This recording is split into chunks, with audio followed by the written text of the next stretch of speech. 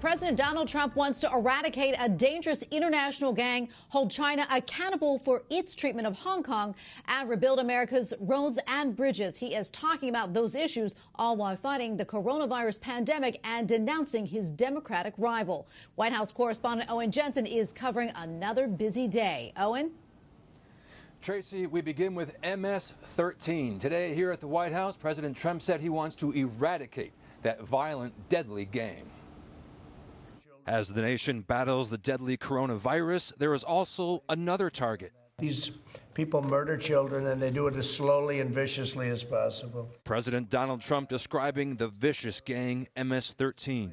We've just concluded a historic operation leading to the arrest and indictment of dozens of savage MS-13 members and leaders all across the country. The president also announced a crackdown yesterday focused on China.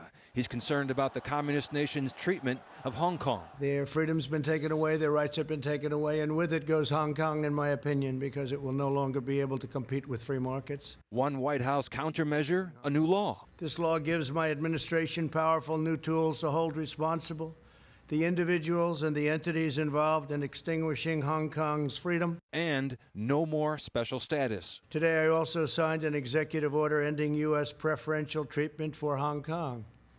Hong Kong will now be treated the same as mainland China. No special privileges, no special economic treatment. As for the virus and President Trump's opponent in November?